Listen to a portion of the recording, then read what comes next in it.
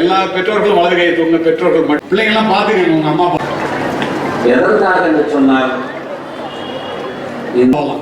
Please touch your nose tip, மூக்க தொடுங்க. Please touch your. ஒருபோதும் கெட்ட வார்த்தைகள் பேசுவதில்லை, தெரியுமா உங்களிடம்? உங்களிடம் கேட்ட வார்த்தைகளை தான் அவர்கள் வந்து பேசுகிறார். அம்மா தான் வருவாங்க காலையில பிள்ளைய படிக்க வைக்கிறது, எழுப்பி விடுறது. ஆனா புள்ள வந்து ஸ்டேட் ரேங்க் வாங்கிடுச்சுன்னு வச்சுக்கோங்க, கண்டிப்பா வருவீங்க நம்புறேன். கூப்பிட்டு பிரைஸ் கொடுக்குறாங்க. அப்போ அங்கே வெள்ள வேஸ்ட் வெள்ள பாத்தியா எம்எல்ஏ அப்படின்ட்டு முதல்ல கூப்பிட்டு புள்ள கூட்டா புடிச்சுன்னு வச்சுக்கோங்க, போகக்கூடாது. போச்சுன்னு வச்சுக்கோங்க, என்னடி பிள்ளையா போயிருக்க. இதுக்குதான் வள்ளுவர் இடிக்கிறாங்க. அம்மாவே விட்டு வைக்கல. எந்த குழந்தை மரத்தினுடைய வேர்களை போன்றவர், பிள்ளைகள் அதிலே பூத்து குலுங்குகின்ற பூக்களை போன்றவர்கள். வேர்களின் பலத்தை பொறுத்தே பூக்களின் வசீகரம் அமையும். வேர்கள் பட்டு போனால் பூக்கள் கொட்டி போகும். இதை புரிந்து கொள்ள வேண்டியது பெற்றோர்களாகிய நாம் தான். அத்துணை அற்புதமான பிள்ளைகள் அவர்கள். உங்களுக்கே அது தெரியும். வாழ்க்கை வேறு, பொருள் வேறு. வாழ்க்கைக்கு பொருள் தேவை, ஆனால் பொருளே வாழ்க்கை இல்லை. பெருமவற்றுள் யாம் அறிவதில்லை, அறிவார்ந்த மக்கட்பேறு அல்ல பிறங்கிறார் வள்ளுவர். உங்ககிட்ட இருக்கிற சொத்துலேயே பெரிய சொத்து எதிரான்னு கேட்டா 100 கோடி பணம், 100 மாடி கட்டடம், 100 ஏக்கர் காடு இல்ல. உன்னுடைய உயிருள்ள பிள்ளை தாண்டா உன்கிட்ட இருக்கிற சொத்துலேயே பெரிய சொத்து. அது தாண்டா உன் பேர். அப்புறம் சொல்லு. Spending time with children is more important than spending money on them. பிள்ளைகள் நீங்கள் செலவு செய்து பணம் கொடுத்து வாங்கி கொடுக்கின்ற பொருட்களுக்காக உங்களை ஒருபோதும் நினைவு கூறுவதில்லை. உங்களிடம் பிள்ளைகள், நீங்கள் பிள்ளைகள் மீது காட்டுகின்ற உணர்ச்சி பூர்வமான அன்புக்காகத்தான் உங்களை கடைசி வரை அவர்கள் நினைவிலே கொள்கிறார்கள். அப்போ பெற்றோர்கள் பிள்ளைகளுக்கு கொடுக்கக்கூடிய மிகப்பெரிய சொத்து பெற்றோர்கள் பிள்ளைகளுக்கு கொடுக்கக்கூடிய நேரம், அவர்களிடம் செலவு செய்கின்ற நேரம். பிள்ளைகளிடம் நேரம் செலவு செய்யாதவர்கள் எவ்வளவுதான் பிள்ளைகளுக்கு சொத்து சேர்த்து வைத்தாலும் அது விழலுக்கு இறைத்த நீராக போய்விடுவதை நான் காவல்துறை அதிகாரியாக பல முறை பார்த்து விட்டேன். அப்போ பிள்ளைங்கள்ட்ட என்ன செய்யணும்? பிள்ளைகள் கெட்டு போய்விட்டார்கள் என்பதை கடைசியாக தெரிந்து கொள்ளுபவர்கள் பெற்றோர்களாகத்தான் இருக்கின்றோம். காரணம், அவர்கள் மீது வைத்திருக்கிற நம்பிக்கை. பால் தெரிந்து போவது பாத்திரத்திற்கு தெரியாது என்பதை போல பிள்ளைகள் தவறான வழியிலே போய்விட்டார்கள் என்பதை கடைசியாக தெரிந்து கொள்கிறவர்கள் பெற்றோர்களாகத்தான் இருக்கிறோம். செல்போனை பார்க்குறான், தப்பா மெசேஜ் போடுறான், ஒரு பொண்ணோட கான்டாக்டில் இருக்கான், பிரச்சனையாவது, இது வரைக்கும் தெரியாது. போலீஸுக்கு போனோன்னு, ஆகா என் புள்ள அப்படி இல்லையே சார், எப்படி சார்? அது ஆரம்பத்தில் கண் கெட்டதுக்கப்புறம் சூரிய நமஸ்காரம் என்ன பிரயோஜனம் நினைச்சுப்பார். இதையெல்லாம் தெரிந்து கொள்ள வேண்டியது பெற்றோர்கள் தான். இங்கே உட்கார்ந்துருக்கிற அம்மா அப்பா எல்லாருக்கும் என்னன்னா, உலகத்தில் உள்ள பெற்றோர்கள் எல்லோருக்கும் பிள்ளை பாசம் ஒரே மாதிரி தான். தமிழகத்து பெற்றோர்களுக்கு தனி பாசம். தமிழகத்து பெற்றோர்கள் தங்களுடைய பிள்ளைகளை தங்களுடைய இரத்தமாகவும் சதையாகவும் நினைப்பவர்கள். அவர்களுடைய வெற்றியை தங்களுடைய வெற்றியாகவும், அவர்களுடைய தோல்வியை தங்களுடைய தோல்வியாகவும் நினைப்பவர்கள் தமிழகத்து பெற்றோர்கள். தப்பு இல்லை. ஆனால் இதில் என்ன பிரச்சனைன்னா, புள்ள பிறக்கும் போதே பில்கேட்ஸ் ஆயிரணும்னு எல்லா அம்மாவுக்கும் கனவு. பிள்ளை 6ஆம் வகுப்பு படிக்கும் போதே அப்துல் கலாம் ஆயிரணும்னு எல்லா அப்பாவுக்கும் கனவு. ஆனால் உங்களுக்கு ஒன்று தெரியறதில்ல, பில்கேட்ஸினுடைய அப்பாவோ அப்துல் கலாமுடைய அம்மாவோ கனவு காணவில்லை. கனவு கண்டது பில்கேட்ஸும் அப்துல் கலாமும் தான் என்பதை பெற்றோர்கள் தெரிந்து கொள்ளும்.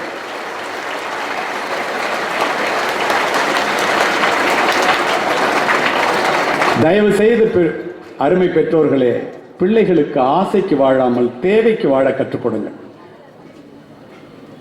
பிள்ளைகளிடம் கவலைப்படாதீர்கள். கவலைப்படுவதனால் ஒரு மனிதன் ஒரு முழத்தை நீட்டவோ குறைக்கவோ இயலாது. பிள்ளைகளிடம் நல்ல வார்த்தை பேசுங்கள். எக்காரணத்தை கொண்டும் பெற்றோர்களே, தயவு செய்து ஒரு பிள்ளையை இன்னொரு பிள்ளையோடு ஒப்பீடு செய்யாதீர்கள்.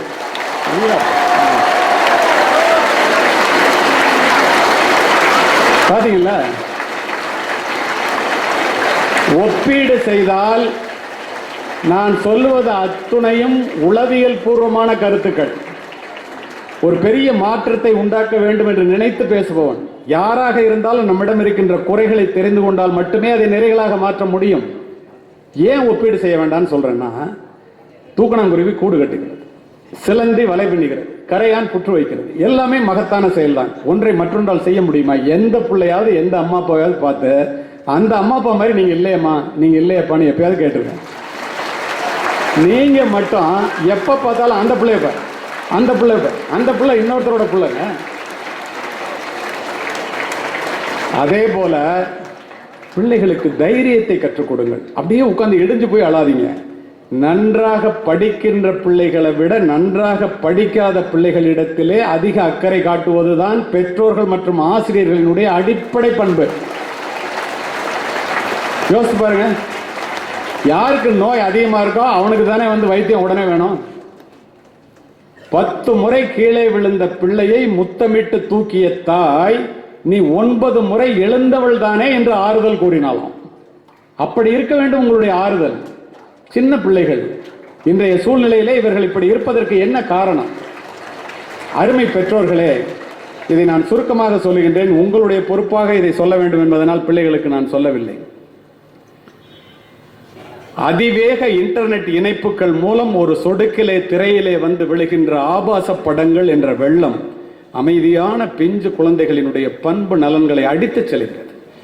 கவர்ச்சியை கடைபிடித்து காசு பண்ணுகிறார்கள். போன் பிக்ஷன் எனும் காமரசம் ததும்பும் இணையதளங்களை செல் மூலமாக பார்த்த இளைஞர்களின் எண்ணிக்கை இந்த ஆண்டு மட்டும் 2 கோடியை தாண்டுகிறது. ஒரு கணக்கெடுப்பு நடத்தினார்கள். கல்லூரிகளில் அல்ல, பள்ளிக்கூடத்திலே. பெற்றோர்கள் தெரிந்து கொள்ளுங்கள், ஆசிரியர்கள் அறிந்து கொள்ளுங்கள். 71% மாணவர்களும், நான் சொல்றது உலகம் பூரா இல்ல, இந்தியாவில் மட்டும், தமிழ்நாட்டில் மட்டும் இல்ல, 27% மாணவிகளும் செல்போனிலே அசிங்கங்களை பார்க்கிறார்கள், பகிர்ந்து கொள்ளுகிறார்கள். பார்த்தவுடன் அதிர்ந்து போனார்கள் ஆய்வாளர்கள். எங்கே போய் கொண்டிருக்கின்றோம்? நாம் குடும்ப உறவுகளையே கொச்சைப்படுத்துகிறார்கள். முறையற்ற முறையிலே திரையிலே ஒரு சொடுக்கிலே விழுகின்ற ஆபாச படங்கள் இந்த ஒன்றுமே அறியாத பிஞ்சு குழந்தைகளை தவறாக வழிநடத்துகிறது. பசி உறக்கம் தாகம் போல காமம் என்பதும் ஒரு உணர்வு. அறம் சார்ந்த வாழ்க்கையாக இருக்கும் போது நம்முடைய பெற்றோர்கள், வயதானவர்களுடைய பெற்றோர்கள், அவர்களுக்கு அதை பற்றி சொல்ல வேண்டிய அவசியம் இல்லாமல் இருந்தது, பள்ளிக்கூடத்தில் கூட. ஆனால் பொருள் சார்ந்த வாழ்க்கையாக உலகம் ஒரு கையிலே வந்துவிட்ட பிறகு எது சரி எது தப்பு என்று வயதில் மூத்த பிள்ளைகளுக்கு பெற்றோர்களோ மற்றவர்களோ அல்லது ஆசிரியர்களோ சொல்ல வேண்டிய வயதிலே சொல்ல வேண்டிய முறையிலே நீங்கள் எடுத்து சொல்லவில்லை என்றால் இந்த செல்போன் திரைகளும் சின்ன திரைகளும் பெரிய திரைகளும் ஒன்றுமே அறியாத இந்த பிள்ளைகளை கையை பிடித்து அடைத்துக் கொண்டு போய் ஆபாச புதைகுழியிலே தள்ளிவிடும் என்பதை பெற்றோர்கள் புரிந்து கொள்ளுங்கள். அத்துணை வாய்ப்புகள் உங்களுக்கு நான் சொல்ல விரும்புவது, ஒரு செல்போனை எடுக்கணும்னா சைபர் சொசைட்டி ஆஃப் இந்தியாவுக்கு பேசின ஒரு வாரத்துக்கு முன்னாடி, அதில் ஒரு நிமிஷம் உங்களுக்கு சொல்கிறேன். ஒரு ஃபோனை பெரியவங்களா இருந்தாலும் சின்னவங்களா இருந்தாலும் எடுக்கிறதுக்கு முன்னாடி சார் சொன்னார்ல 2 மணி நேரம் 3 மணி நேரம் செல்போனில் வீணாக்குறீங்க அப்படின்னு சொல்லி ஏதோ அப்படி சொல்லிட்டு போனார் நினைக்காதீங்க. அதனுடைய இன்டெப்த் என்னன்னு நான் சொல்கிறேன். செல்போனை எடுக்கிறதுக்கு முன்னால ஸ்டாப், உடனே எடுக்காது, திங்க், எதுக்காக செல்போன் எடுக்கணும், அண்ட் தென் டச். எடுத்து அம்மாட்ட பேசணுமா பேசு, அப்பாட்ட பேசணுமா பேசு, நண்பர்கள்ட்ட பேசணுமா பேசு, பேசிட்டு வை. அப்படியே போனை எடுத்தேன்னா, அந்த மாதிரி நினைக்காம செல்போனை எடுத்தேன்னா என்ன ஆகும் தெரியுமா? அங்கேருந்து சவுண்டு வரும், நோட்டிஃபிகேஷன். வாட்ஸ்அப் குரூப்பில் போய் என்ன வந்திருக்குன்னு பார்த்துட்டு அதுக்கப்புறம் பேசலாம் அப்பாட்ட. அப்புறம் யூடியூப், அப்புறம் ஃபேஸ்புக், அப்புறம் ஓடிடி. 2 மணி நேரம் ஆயிருக்கும் அப்பாட்டையும் அம்மாட்டையும் பேசுறதை தவிர பாக்கி எல்லாத்தையும் செஞ்சுக்கிட்டே இருந்திருப்பேன். இது அத்துணை பேருக்கும் நடந்திருக்கும். இல்லைன்னு யாராவது சொல்லுங்க. அப்போ ஓடிக்கொண்டிருப்பது கடிகார முள்ளல்ல, நம்முடைய வாழ்க்கை. உலகத்திலேயே திரும்ப பெற முடியாத ஒன்று நேரம். Time is free but it is priceless. சொன்னார்ல, நேரத்தை வீணாக்காதீங்கன்னு. எங்களுக்கு நேரம் கிடைக்கவில்லை. 70 வயதை கடந்த எங்களுக்கு நேரம் கிடைக்கவில்லை. உங்களுக்கு நேரம் அதிகமாக கிடைக்கிறது. எப்போ பார்த்தாலும் செல்போன். எங்கே போய் கொண்டிருக்கிறீர்கள்? ஜெய்ப்பூர்ல நீட் ஜேஇ, நான் வரும்போது ஆசிரியர் பேசுனது என் காதில் விழுந்துச்சு. நீட் ஜேஇல இந்தியாவில் 720க்கு 720 மதிப்பெண்கள் பெற்ற நீட் மாணவ மாணவிகள், JEE main, JEE advance, JEE அட்வான்ஸ்ல 360 மார்க்குக்கு 300க்கு மேல 200க்கு மேல வாங்குறதே கஷ்டம், உங்களுக்கு தெரியும். It is supposed to be a toughest examination in global level. I mean JEE advanced. அதுல வாங்கின மாணவர்கள் 342 வாங்கியிருக்கான். கார்த்திகே குப்தான்னு பேரு, பிரணவ் கோயல்னு பேரு, கல்பனா குமாரின்னு பேரு. இவங்களுக்கெல்லாம் பாராட்டுறதுக்கு என்னையும் ஒரு தலைமைச் செயலாளரையும் கூப்பிட்டுருந்தாங்க. மிரண்டு போயிட்டேன் நான். தினம் தினம் மாணவர்களை பார்த்து கொண்டிருக்கிற நான் மிரண்டு போய்விட்டேன். எப்பரா அந்த பயலுங்க இப்படி மார்க் வாங்குறான்? 720க்கு 720 வாங்குறான், 360க்கு 348 வாங்குறான். 200 மார்க் வாங்கினாலே பாம்பேல ஐஐடி கிடைக்கும். ஏன் ஐஐடின்னு சொல்றேன் தெரியுமா? 10,000 ரூபாய் சம்பளத்துக்கு ரோட்ல அலையிறவன சொன்னேன்ல, இன்ஜினியரிங் முடிச்சுட்டு. இந்த ஆண்டு மட்டும் பாம்பே ஐஐடியிலிருந்து 85 மாணவ மாணவிகள் ஒரு வருடத்திற்கு 1.2 crore, ஒரு மாசத்துக்கு 10 லட்சம் ரூபாய் சம்பளத்திலே தேர்வாகி இருக்கிறார்கள். உங்களை மாதிரி படிச்சவங்க தான். நான் அவன்கிட்ட கேட்டேன், எப்படி அது அப்படின்னு கேட்டேன். அவன் சிரிச்சுக்கிட்டே சொன்னான், பெற்றோர்கள் கேட்டுங்க sir, 10th 11th 12th Sakthivel sir கேட்கும்போது எந்த வகுப்பு உட்கார வைக்கிறீங்கன்னு கேட்டேன். 9th 10th 11th 12th very குட்னு சொன்னேன். ஏன் சொன்னேன்னா, 3 ஆண்டுகளாக 10th 11th 12th social media பக்கம், செல்போன் பக்கம் தலை வச்சு படுக்கல சார். கம்ப்யூட்டரை வச்சுக்கிட்டு அதில் படிக்கிறதுக்கு என்னவோ அதை மட்டும்தான் சார் பார்த்தேன். அவங்க அப்பா பக்கத்தில் இருக்கிற கண்ணில் தண்ணி கொட்டுது. ஏன்னா 1 கோடி ரூபாய்க்கு செலெக்ஷன் ஆகிருக்கான், 85 பேரில் ஒருத்தனா இருக்கான், இந்தியாவில் ஃபர்ஸ்ட் வந்து பாராட்டம் வாங்கியிருக்கான். அம்மா அப்பா எவ்வளோ சந்தோஷப்படுவாங்க நினச்சி பாருங்க. அந்த அம்மாவுக்கு தாரதாரியாக கண்ணில் தண்ணி ஊற்று, ஆனந்த கண்ணீர். உடனே சொல்கிறாங்க, நான் பேசணும்னு நினச்சி ஒரு ஃபோன் வாங்கி தரேன்டா அப்படின்னு சொன்னேன் சார். வேண்டான்ட்டான் சார். நீங்களாம் என்ன செய்வீங்க? ஃபோன் வாங்கி கொடுக்கலன்னா வீடு 2 ஆகும். அவன் ஃபோன் வேண்டாங்கிறான்.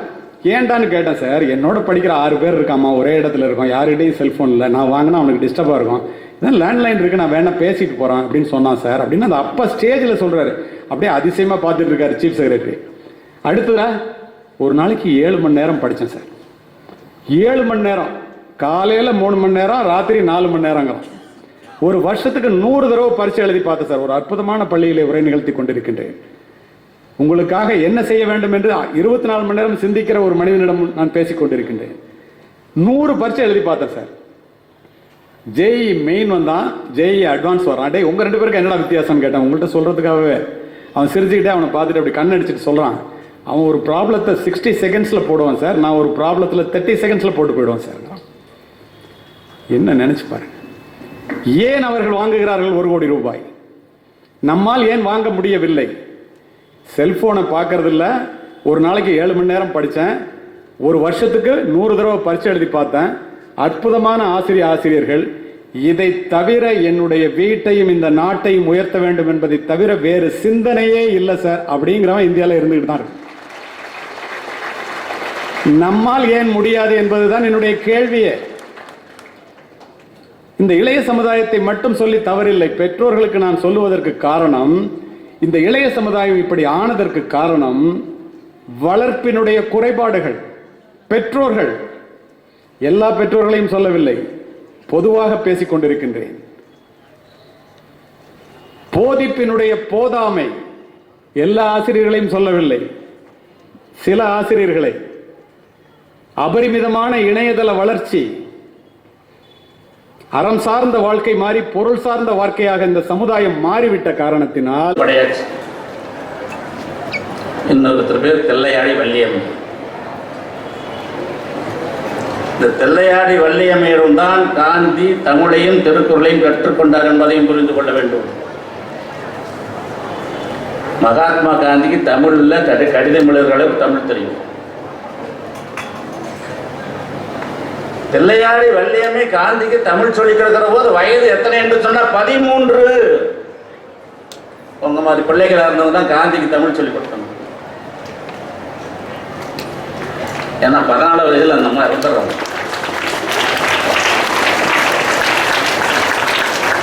அவங்க ஒரு போராளி, விடுதலைக்காக போராடினாங்க, சிறைக்கு போனாங்க, உடம்பு சரியில்லாம போச்சு, 14 வயசுல இறந்து போனாங்க. இன்னைக்கு கூட தெல்லையாடி வள்ளியம்மைன்னு சொன்னாங்க. இன்னொரு செல்வம் கிடையாச்சு. அவரும் போராடி இறந்து போனார். அவருடைய குடும்பம் மதுரை பக்கத்தில் ஒரு சின்ன கிராமத்தில் இருந்தது. 2 குழந்தைகள் வந்து சுதந்திர போராளியாக தான் விடுதலை இயக்கத்தில் ஆகி பெரிய போராளி ஆகிட்டு இந்தியா முழுமைக்கும் பயணம் செய்கிற போது மதுரைக்கு வருகிறார். மதுரை தான் ஒரு அரையாடி கொடுத்துக்கிற நிலைமை ஆச்சுலாம் பார்க்குறோம். மதுரைக்கு வரும்போது மறக்காமல் கேட்குறாரு, இங்கே செல்வத்தினுடைய குடும்பம் இருப்பதாக நான் கேள்விப்பட்டேன். அது எந்த கிராமம் என்று பார்த்து அவர்களை நான் போய் பார்க்க வேண்டும் என்று காந்தி சொன்னார். இப்ப காந்தி தலைவர் ஆயிட்டார். எல்லாரும் இப்போ யாரோ ஒருத்தர் செல்வம்னு உடனே தேடினாங்க, கண்டுபிடிச்சாங்க. அந்த ஒரு சின்ன கிராமத்தில் ஒரு குடிசையில் ஒரு அம்மா இருக்கிறாங்க. அந்த அம்மா தான் தென்னாப்பிரிக்காவுடைய செல்வத்துடைய மனைவி. 2 குழந்தைகள் இருக்கிறது என்று சொன்ன உடனே காந்தி அந்த வீட்டுக்கே போனார். அந்த அம்மையாருடைய ஏழ்மை நிலையை வறுமையை பார்த்து ரொம்ப மனம் உருக்கினார். சொன்னே சொன்னார், அம்மா 2 குழந்தை, ஒரு குழந்தை எனக்கு கொடுத்துருது. நான் என்னுடைய சபர்மதி ஆசிரமத்தில் வளர்த்து விடுகிறேன், உன்னுடைய சுமை கொஞ்சம் குறையும் என்று சொல்லி ஒரு குழந்தையை காந்தி தன்னுடைய ஆசிரமத்திற்கு வளர்ப்பு பிள்ளையாக எடுத்து போனார் என்கிற ஒரு வரலாறு உண்டு. எதற்காக? செல்வத்தின் மீது இருந்த பற்றின் காரணமாக. அதுமாதிரி இந்த ஒரு செய்தியை சொல்லிவிட்டு நிறைவு செய்வேன். நாகப்ப படையாட்சி தான் வரலாற்றில் அப்படித்தான் இருக்கிறது. இந்த நாகப்பன் இறந்து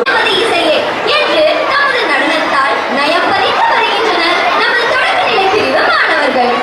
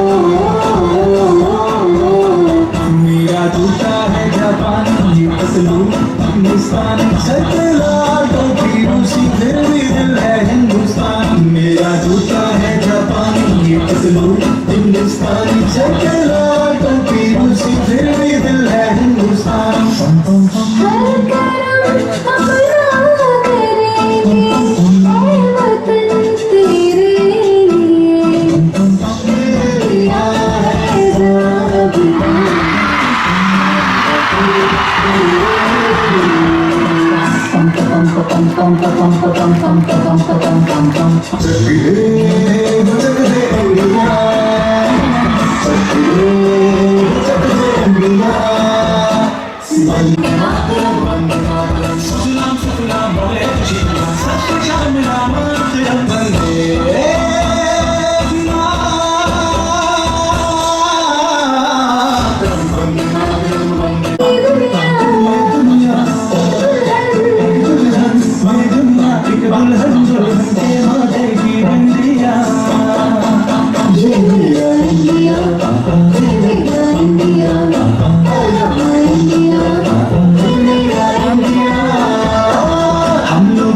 समझ सको तो समझो दिल भर जानी जितना भी तुम समझोगे उतनी होगी हैरानी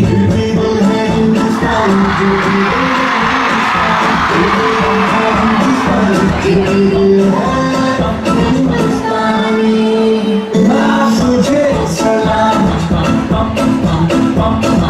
तुझे सलाम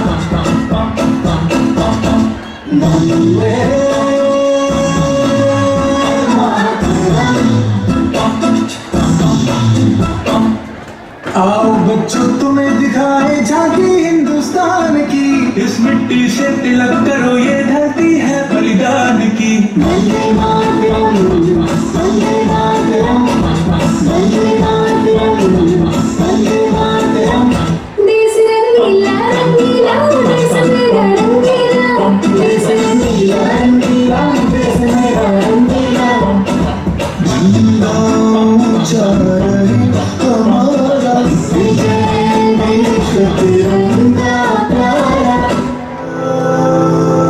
सारे जहां से अच्छा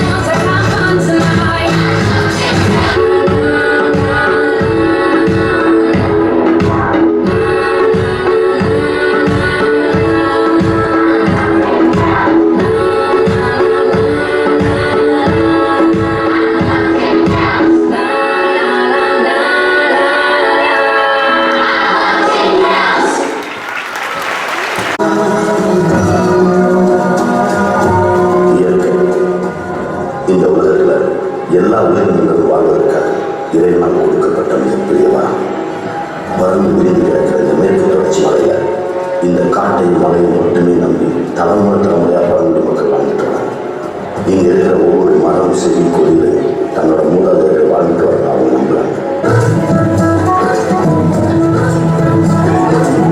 தாலாட்டு பாடும் தென்றல் பாட்டு பாடும் குயில்கள் கைத்தட்டி காடெல்லாம் தோளோடு தோள் சேருவோம்.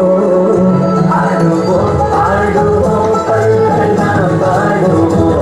ஆடுவோம் ஆடுவோம் பல்கள் நாம் பாடுவோம்.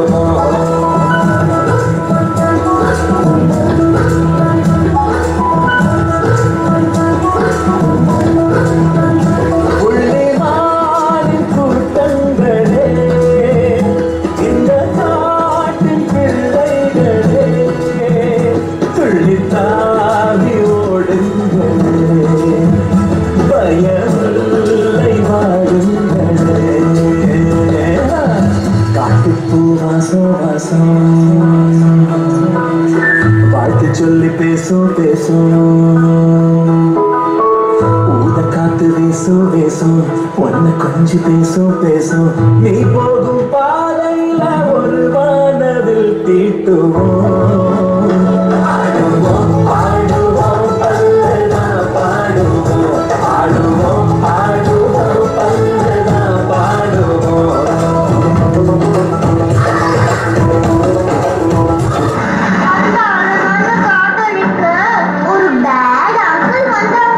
தொடர்ச்சி மலையோட சவுத் ஜோன்ல இருக்கிற இந்த ஏரியா பேர் பெரம்பவரம். இந்த சரௌண்டிங் ஃபுல்லாவே நம்ம சிமெண்ட் தயாரிக்க தேவையான லைம் ஸ்டோன்ஸ் கொட்டிக்கிறேன். இங்க இருக்கிற லைம் ஸ்டோன்ஸ் எல்லாம் நம்பர் 1 மாடல். இங்க இந்த லைம் ஸ்டோன்ஸ் வெட்டி எடுக்க ஆரம்பிச்சோம்னா கிட்டத்தட்ட 50-60 வருஷத்துக்கு கண்டினியூஸா வெட்டி எடுக்கணும். இயர்லி 50,000 crores இருக்கு 1 lakh crores வரைக்கும் ஈஸியா டர்ன் ஓவர் பண்ணணும். That's our point to start பண்ணணும்.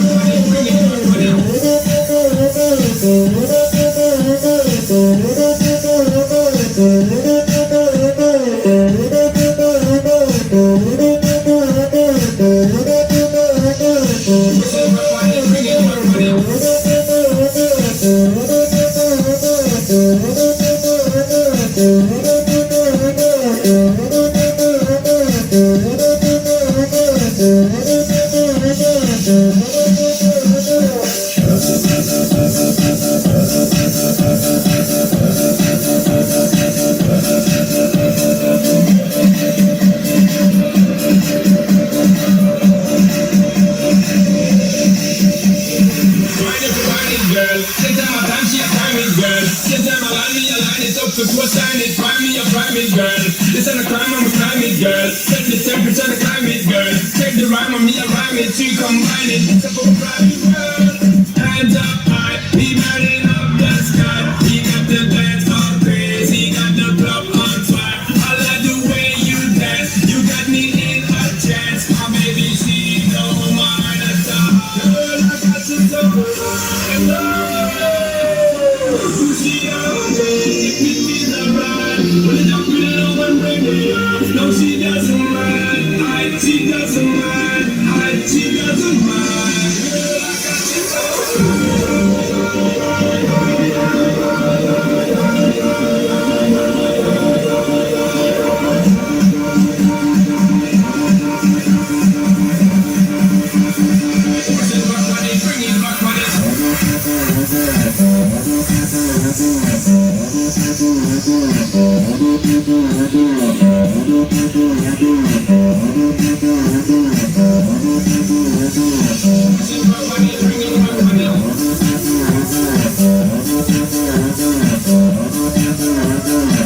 Girl, I got you so.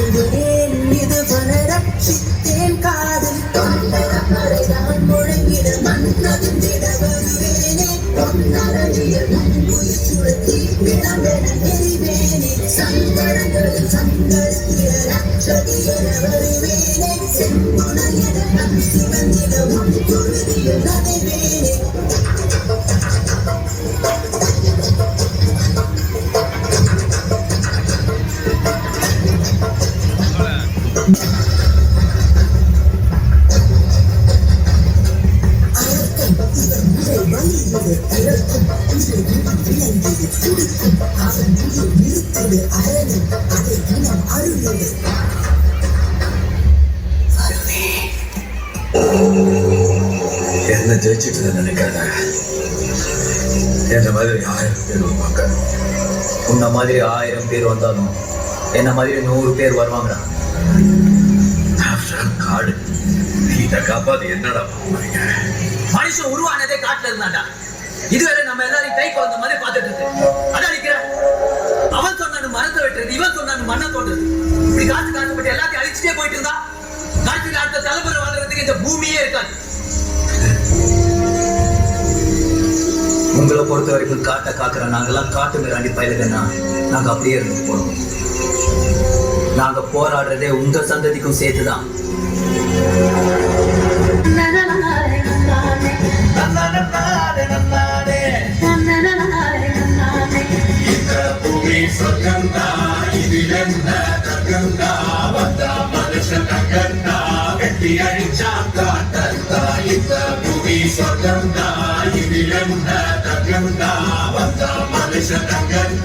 வெட்டி அடிச்சா